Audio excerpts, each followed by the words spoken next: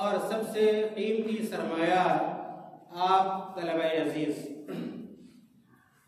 میں نے ابھی آپ حضرات کے سامنے قرآن کریم کی چند آیتیں تلاوت کی ہیں۔ ان آیتوں کی پکار یہ ہے، صدا ہے، آواز ہے آپ کو کہ اگر آپ محنت کرتے ہیں، کوشش کرتے ہیں، توانائی صرف کرتے ہیں تو اللہ رب العالمین آپ کی توانائی کو ضائع نہیں کرے گا، بیکار جانے نہیں دے گا، اور جس سمت میں آپ کی کوشش ہوتی ہے اور آپ کی محنت ہوتی ہے، خود اس دنیا کے اندر بھی اور آخرت میں بھی آپ اپنی کوششوں کے ثمر کو آپ دیکھیں گے، اور آپ جیسی محنت کر رہے ہیں ویسا پھل اللہ رب العالمین آپ کو اس دنیا میں بھی دے گا اور آخرت میں بھی دے گا۔ یہ باتیں قرآن کریم کی ان آیتوں سے معلوم ہوتی ہیں۔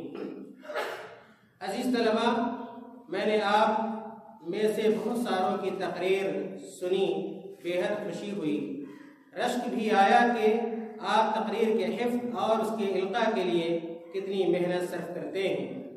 آپ کی زبانی کتاب و سنت اور آثار و واقعات سلف کی روشنی میں طالب علم کے نمایاں اوصاف کے بارے میں بھی بہت کچھ سنا۔ اس سے میرے علم میں اضافہ بھی ہوا۔ میری دعا آپ سب کے لیے ہے کہ آپ علم و عمل کے اعلیٰ مینار پر پہنچیں۔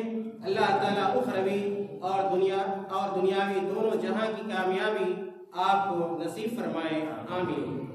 کافی دیر سے آپ حضرات تشریف فرما ہیں، اس کے بعد بھی مسلسل آپ کو علم و عمل کی مجلس میں بیٹھنا اور ہیرے و جواہرات جمع کرنے ہیں، اپنے قابل اساتذہ سے بہت ساری باتیں سننی ہیں۔ مجھ جیسے تہیدست انسان سے آپ کو بہت کچھ حاصل نہیں ہو سکتا، تاہم چند منٹوں میں دو باتوں کی طرف اشارہ کرنا چاہتا ہوں، اس امید کے ساتھ کہ اللہ تعالیٰ سب سے پہلے مجھے اور اس کے بعد آپ کو ان باتوں سے مستفید ہونے کی توفیق بخشے۔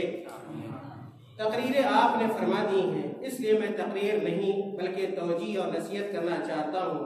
تقاریر جمعہ کے خطبوں میں آپ سنتے رہتے ہیں۔ عزیز طلبہ، معاملہ اس زمانے میں حصول علم کے لیے وسائل و ذرائع کا نہیں ہے۔ وافر مقدار میں تمام تر سہولیات میسر ہیں، اوقات میسر ہیں، کتابیں میسر ہیں، اساتذہ میسر ہیں، پیسے میسر ہیں، لیکن کیا وجہ ہے کہ ہماری زندگی میں وہ علمی کمالات اور صلاحیتیں پیدا نہیں ہو رہی ہیں جو ہمارے اسلاف کی زندگی میں پائی جاتی تھیں؟ عزیزوں، وجوہات بے شمار ہو سکتے ہیں۔ آپ لوگوں نے بھی طالب علم کے بہت سارے نمایاں اوصاف بڑے چھوٹے انداز میں بیان کیے اور یہ اندیا دینے کی کوشش کی کہ ان میں سے بیشتر اوصاف ہمارے اندر موجود نہیں ہیں، جن کی وجہ سے ہم علمی اور عملی اعتبار سے کمزور ہیں۔ میرے بھائیوں، میرے نقطہ نظر سے بقیہ ساری خوبیاں اور سارے اوصاف کا انحصار دو وصف پر ہے۔ اگر ہم یہ عزم کر لیں کہ ان دونوں سے ہم اپنے آپ کو متصف اور مزین کریں گے تو انشاءاللہ دیگر اوصاف بھی ہماری زندگی کے اندر پیدا ہو جائیں گی۔ پہلا وصف اخلاص، جو علم نافع کا روح اور اساس ہے۔ معلوم ہے کہ علم کا حصول عبادت ہے اور عبادت کی قبولیت اور اس کے مثمر ہونے کے لیے اخلاص شرط اولین ہے۔ نیت کا معاملہ اتنا آسان بھی نہیں ہے، لیکن اگر ہم اللہ سے دعا کرتے رہیں اور اس کی توفیق طلب کرتے رہیں تو انشاءاللہ اخلاص کی دولت نصیب ہو سکتی ہے۔ اللہ تعالیٰ نے فرمایا وَالَّذِينَ جَاهَدُوا فِينَا لَنَهْدِيَنَّهُمْ سُبُلَنَا وَإِنَّ اللَّهَ لَمَعَ الْمُحْسِنِينَ۔ خلل یہیں سے شروع ہوتا ہے کہ ہم شرعی اور دینی علم کے متلاشی ہوتے ہیں، مگر اصل جوہر نیک نیتی سے تہیدست ہوتے ہیں۔ جس ذات عالی شان کے پاس سارا علم ہے، اسی ذات واحد سے ہماری دوری ہوتی ہے اور رشتہ کمزور ہوتا ہے۔ پھر بھلا علم کیسے حاصل ہو سکتا ہے؟ یاد رکھیے، بلا اللہ تعالیٰ کو خوش کیے، اس کی مدد حاصل کیے ہوئے ہم علمی میدان یا عملی میدان میں کامیابی حاصل نہیں کر سکتے۔ دوسرا وقت شوق و لگن، اخلاص کی طرح تحصیل علم کے لیے شوق و لگن اور اسی کے ساتھ محنت اور مشقت کو بھی منسلک کر لیں پایا جانا بے حد ضروری ہے۔ جس طالب علم کی زندگی میں اخلاص اور شوق جیسے اوصاف جمع ہو جائیں، اسے اللہ کی توفیق کے بعد اپنے وقت کا امام بخاری، امام مسلم، امام مالک، امام شافعی، امام ابن تیمیہ، حافظ ابن کثیر، علامہ ابن باز، علامہ البانی اور علامہ ڈاکٹر محمد لقمان السلفی رحمہ اللہ بننے سے کوئی روک نہیں سکتا۔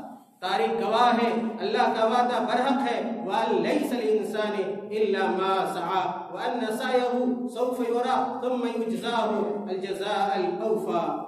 اگر آپ کی زندگی میں شوق اور لگن پیدا ہو جائے تو پھر آپ کسی بھی تعلیمی اور تربیتی مہاد اور نشاط سے پیچھے نہیں رہ سکتے۔ کوئی دنیاوی تکلیف و مصیبت حصول علم کے لیے رکاوٹ نہیں بن سکتی۔ تمام تر رکاوٹوں کے باوجود آپ اپنا مقام بنانے اور علم و عمل کے ثریا تک پہنچنے میں کامیاب ہو جائیں گے۔ اس کی بیشتر مثالیں ہمارے سامنے ہیں کہ ہمارے اسلاف نے کیسی کیسی پریشانی کے باوجود علم حاصل کیا، وسائل سے محرومی کے باوجود دنیا کے امام بن گئے۔ جن اساتین و علم و فن کا میں نے نام لیا ہے، کبھی ان کی سیرت اور سوانح پڑھیے گا تو آپ کو معلوم ہوگا کہ ان علماء و فضلاء نے کن کٹھنائیوں کے باوجود علم و عمل سے اپنے آپ کا آراستہ کیا تھا۔ عزیز طلبہ، یاد رکھ لیں، کاہل عالم یا طالب نہیں بن سکتا، کاہل عالم یا طالب نہیں بن سکتا۔ اور آپ نے کہا ہے لا یطلب العلم براحت الجسم، علم قربانیاں چاہتا ہے۔ اگر آپ قربانی دینے کے لیے تیار ہیں تو پھر آپ کا میدان علم و عمل میں استقبال ہے، ورنہ آپ کو اپنا محاسبہ کرنا چاہیے۔ اخیر میں ان تمام لوگوں کا شکر گزار ہوں جنہوں نے خود ناچیز کو آپ جیسے ذہین و فطین طلبہ کے سامنے اپنے پراگندہ خیالات کا اظہار کرنے کا یہ حسین موقع عنایت فرمایا۔ اللہ تعالیٰ ذمہ داران جامعہ، ذمہ داران ندوۃ الطلبہ و طالبات اور آپ طلبہ کی حفاظت فرمائے، اور جو کچھ آپ نے طالب علم کے نمایاں اوصاف سے متعلق بیان کیے ہیں ان پر ہمیں اور آپ کو عمل کرنے کی توفیق عطا فرمائے۔ آمین۔ وآخر دعوانا ان الحمد للہ رب العالمین، والسلام علیکم ورحمۃ اللہ وبرکاتہ۔